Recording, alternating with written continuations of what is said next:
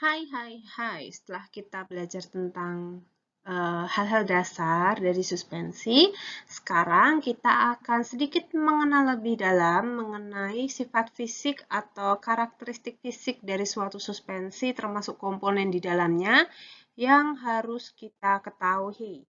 Ya, ketahui kok, ketahui. Sorry, sorry. Nah, yang pertama kita perlu tahu dulu tipe-tipe suspensi. Maksud tipe di sini dia sistem di dalamnya seperti apa. Nah, kalau tadi ketika kita belajar tentang syarat suspensi, suspensi yang diinginkan kan memang yang dia sulit mengendap atau mengendapnya lama, tapi dia mudah untuk didispersikan kembali gitu ya. Nah, namun secara umum sebenarnya suatu suspensi itu biasanya memiliki kecenderungan sifat tertentu atau sistem tertentu. Nah, kita mengenal ada dua tipe atau dua sistem suspensi. Yang pertama, sistem suspensi yang terflokulasi, dan yang kedua adalah sistem suspensi yang terdeflokulasi. Bedanya apa? Kalau suspensi yang flokulasi itu dia memiliki karakteristik yang dia sangat cepat mengendap gitu. Jadi setelah kita kocok, dia cepat banget ngendapnya gitu. Tapi ketika dia mengendap, terus kita kocok lagi dengan pengojokan ringan itu, dia mudah bercampur lagi, mudah terdispersi lagi. Nah, hal ini bisa terjadi karena rongga antar partikel yang mengendap itu cukup besar. Teman-teman bisa melihat gambar yang ada di sini. Ya, gambar yang ada di sini sistem terflokulasi misalnya kita punya suspensi dengan volume 100 ml. Kalau dia sistemnya terflokulasi, sebagian besar endapan itu volumenya akan sangat tinggi, volume pengendapannya tinggi di sini. Dan dilihat antar partikel itu rongganya besar-besar. Nah, karena rongga yang besar ini ketika kita kocok, dia akan mudah untuk terdispersikan. Ya. Nah, sedangkan kalau suatu suspensi itu memiliki sistem yang terdeflokulasi, dia memang secara fisik tampilannya akan bagus karena dia lama untuk mengendap. Setelah kita kocok itu pengendapannya lama sekali, jadi dia bisa mempertahankan homogenitas suspensi itu dalam jangka waktu yang lama. Namun, karena suspensi itu cepat atau lambat dia tetap akan mengendap, ketika suspensi deflokulasi ini mengendap, dia akan sulit didispersikan. Kenapa? Karena rongga antar partikel itu sangat sempit, ya, kecil-kecil sekali sehingga di sini dia bisa membentuk kayak semacam interlocking gitu atau antara satu partikel dengan partikel yang lain itu saling mengunci.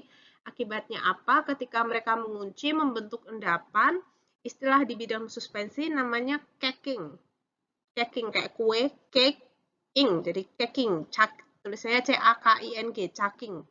Caking membentuk suatu cake ya, membentuk suatu padatan yang ketika kita gojok itu akan sulit untuk didispersikan. Nah, suspensi yang terdeflokulasi ini sebenarnya sangat tidak kita inginkan. Kenapa? Karena yaitu kalau dia sudah mengendap, sulit untuk kita homogenkan. Akibatnya apa? Dosisnya jadi tidak seragam ya. Yang pertama minum dan yang terakhir minum dosisnya bisa beda karena itu tadi ya dia sulit untuk dihomogenkan sehingga banyak yang tertinggal di dasar botol.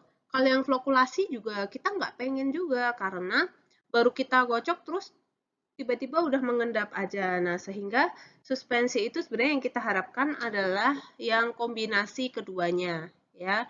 Supaya bisa mencapai suspensi dengan kombinasi keduanya, dibutuhkan bahan-bahan tambahan yang tepat, ya, terkait dengan karakter fase terdisperse dan karakter medium dispersnya, supaya bisa membentuk suspensi kombinasi flokulasi dan diflokulasi. Dalam artian dia lama mengendap, yaitu dari sifat deflokulasinya dan juga dari sifat flokulasi yang kita inginkan adalah mudah untuk didispersikan kembali. Ya, itulah kenapa di materi sebelumnya saya sempat sebutkan ada floculating agent.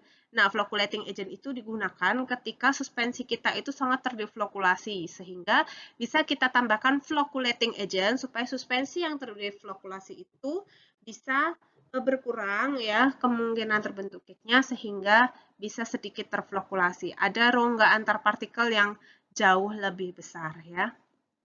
Nah, untuk mekanisme secara rinci apa yang terjadi di dalamnya, kok bisa terjadi flokulasi, kok bisa terjadi deflokulasi, itu sebenarnya terkait banyak hal ya, baik sifat tarik-menarik antar molekulnya ataupun sifat tolak-menolak antar molekul. Nah, dalam suspensi, ya seperti yang sudah disampaikan sebelumnya, bahwa cepat atau lambat, fase terdispersi itu pasti akan mengendap. Hanya saja seberapa lama dia mengendap, itu kecepatan sedimentasi atau kecepatan pengendapannya dipengaruhi oleh beberapa hal. Nah, ini seperti yang mungkin pernah teman-teman dapatkan di farmasi fisika mengenai hukum Stokes atau kecepatan sedimentasi di sini, ya. Suatu suspensi, kecepatan sedimentasinya akan dipengaruhi oleh banyak hal. Yang pertama adalah diameter partikelnya. Berapa diameter partikelnya? Nah, di sini dia kecepatan pengendapan berbanding lurus dengan diameternya. Jadi semakin besar diameter partikelnya, ya kan? Semakin besar diameter partikelnya, maka dia akan semakin cepat mengendap, ya. Kemudian gaya gravitasi juga berpengaruh terhadap kecepatan pengendapan berbanding lurus dengan V, kecepatan pengendapan.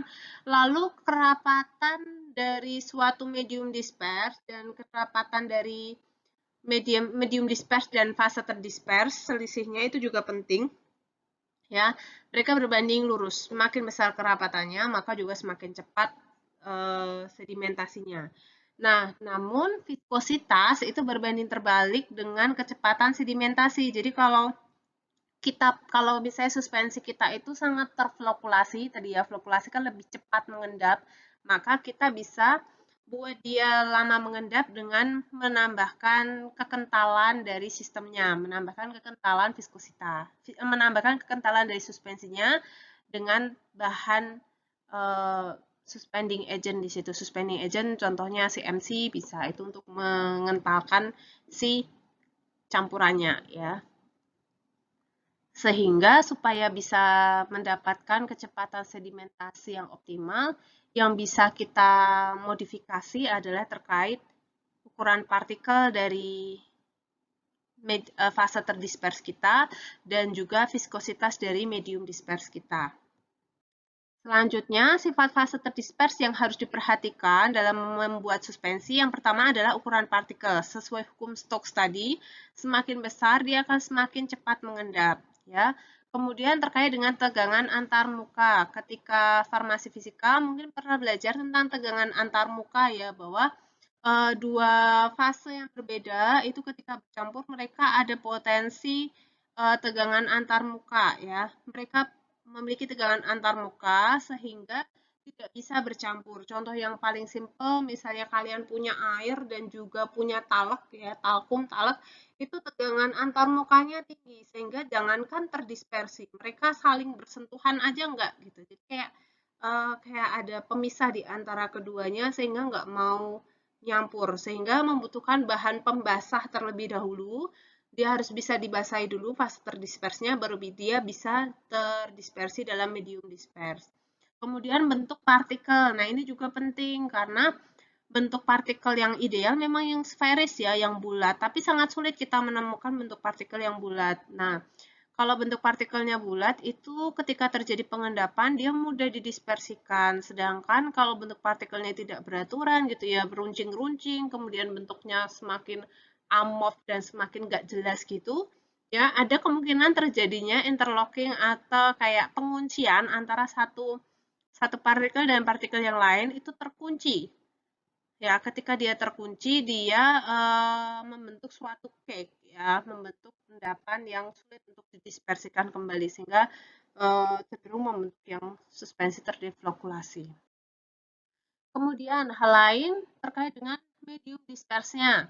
Kalau medium dispers yang harus diperhatikan jelas kekentalannya. Semakin kental, maka semakin lama mengendap. Ini sesuai dengan hukum Stokes tadi. Kemudian terkait dengan pH campurannya. Nah, pH ini harus disesuaikan dengan stabilitas sediaannya. Kita harus memastikan, karena ini sediaannya suspensi ya. Karena salah satu kelebihan sediaan suspensi kan tadi bisa digunakan untuk mengatasi obat-obat yang dia tidak stabil di pH tertentu dalam bentuk larutan, sehingga kita ubah pH-nya ya supaya dia bisa tidak larut dan bisa menjadi lebih stabil. Nah, ini kita harus benar-benar kontrol pH-nya supaya bisa tetap mempertahankan stabilitas obatnya. Kemudian yang tidak kalah penting adalah suatu waktu kita membutuhkan flocculating agent ya untuk mengurangi resiko caking pada sistem yang terlalu terdeflokulasi. Ya. Besok ketika kita belajar formulasi itu ada yang namanya structure vehicle. Nah, itu bisa digunakan untuk membuat medium disperse yang baik. Nah, ini PR ya buat kalian ya. Sebenarnya kalau teman-teman mengenal istilah reologi gitu tentang sifat alir. Ya, dulu ketika belajar farmasi fisika, kita ada mengenal sifat alir Newtonian dan non-Newtonian ya. Nah, suspensi itu cenderung memiliki sifat alir yang non-Newtonian. Suspensi yang baik yang kita harapkan itu memiliki sifat alir yang memiliki karakteristik tiksotropi. Nah, PR atau tugas kalian adalah mencari informasi tentang tiksotropi. Apa itu tiksotropi dan bagaimana karakteristik suatu sistem yang memiliki sifat alir tiksotropi. Akan kita bahas di pertemuan selanjutnya. Oke, ini tadi yang sudah kita bahas adalah tentang sifat fisik atau karakteristik fisika dari suatu sediaan suspensi. Setelah ini nanti di topik selanjutnya, subtopik selanjutnya kita akan membahas tentang pembuatan sediaan suspensi dan juga apanya ya, parameter kualitasnya, penyimpanannya dan lain-lain. Oke, terima kasih, semoga bermanfaat.